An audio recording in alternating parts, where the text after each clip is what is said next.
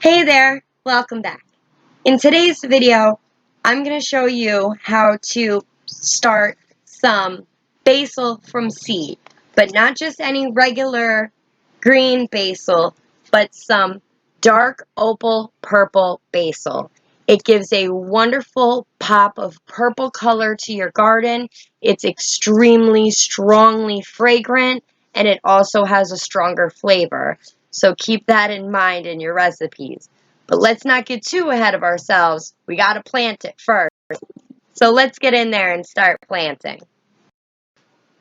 Okay, so here we are ready to get our basil seeds started. Now you only really need a couple of things. You obviously need the seeds, any type of container that you want to start your seeds in.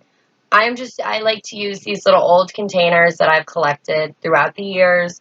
It works really well for me. You can also use peat pellets, which work very well, and you can also water those from the bottom, which is much easier than trying to get a nozzle of a watering can in between these teeny tiny little seedlings so you don't push them over and knock them around.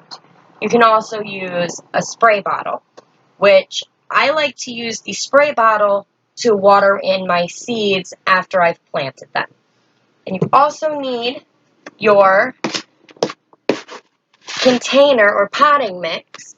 I highly recommend amending it with some compost and make sure that it is full of organic materials, especially in a container, because that will help retain a lot of moisture and keep the plants well watered even when it gets real hot. So in my little bucket here that I always have handy, I do have my amended potting soil that is pre-moistened. And when you pre-moisten your soil, you basically want it to be, the best way I would describe it is the consistency of like a drier brownie mix, like a clumpy type of brownie mix. You don't want it too muddy and you don't want it too dry. So I just fill my container here up to about here where this line is, because these are going to be planted about a 1/4 inch deep, which gives me about a 1/4 inch to the next little line here. So I still have a little bit of room before they're right at the top of the container. So I have my soil in here that I just lightly firmed down. You don't want to push it too far down, because you do want to give those seeds a chance to get the roots. Sorry, traffic. Can't avoid it in New York. So give the roots a chance to really grow down and get established. Now, my plan for my purple basil is that I will start it in this container just until they are seedlings that are able to be moved around and transplanted, and I can plant around in my garden in different areas.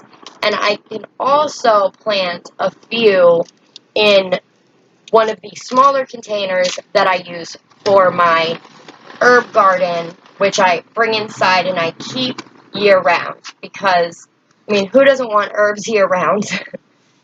Okay. This pack comes with a lot of seeds. So I'm only going to do about half of them now, and then I'm going to save some of them so that I can start more after these have been moved and transplanted into different areas, so that I can have a continuous harvest and have tons of plants. And that's the best way to go. You can never really plant too many. If you end up with too much of anything, you just share with a friend or a family member. It really makes gardening so much more fun to include a friend or family member. And oh my goodness, this strawberry just looks so perfect. I just can't help myself. I'm so sorry.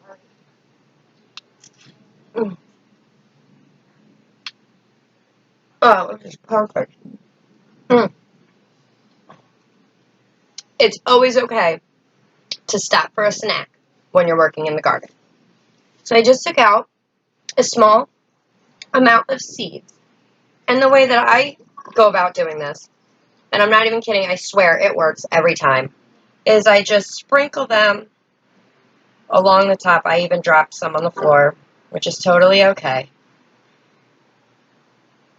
So you feel like you have a good amount in here.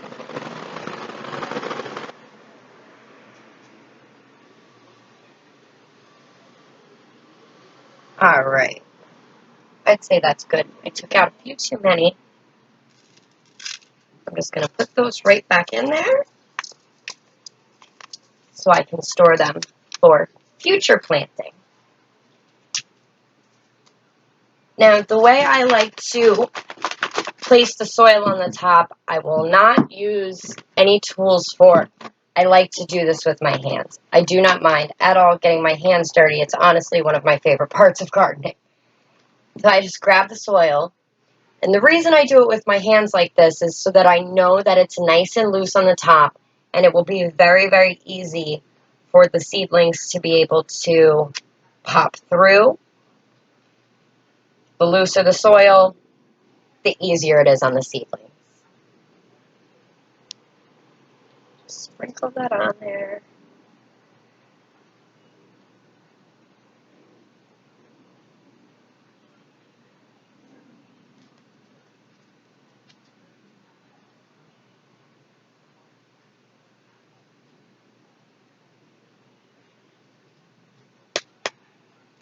Alright. There we go. Got about a 1/4 inch soil on the top of that. And that's what work clothes are for. They work as great towels. Okay, so now that you have them in your containers, or if you're using peat pellets, you can plant about, I would say, 2 seeds per peat pellet. And then if both of them germinate and come up, which is always great when you end up with a 100% germination rate, it does, first of all, make you feel great about yourself as a gardener, and second of all, you get an extra plant. You can go ahead and just pick the strongest one, or when you open up the peat pellet to go and transplant it, you can just split them apart and plant the 2 plants in different areas. So now that I have them in here, I'm just going to get it out of mist spray. Spray some water on the top just to water them in real nicely.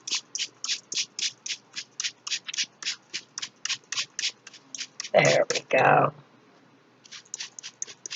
That looks real nice.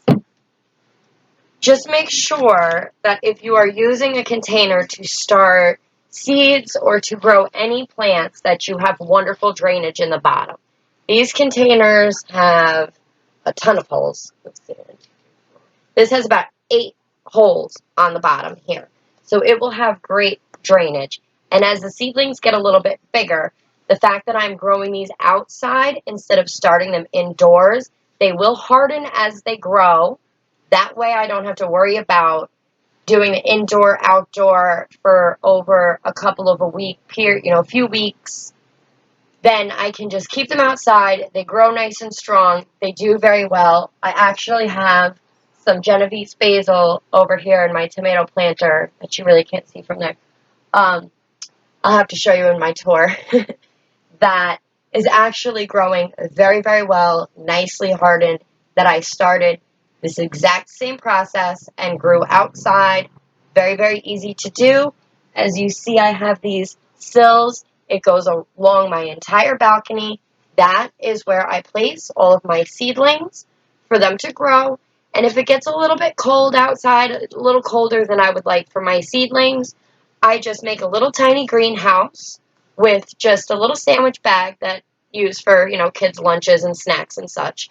Just put that right over the top of it and leave a little bit of space between the top of the container and the top of the bag, just so that there's some air there, and you don't want to tuck it underneath because you do want them to get a little bit of oxygen, but it does help keep the heat in there so that they don't get so cold, and they do germinate a bit quicker that way as well.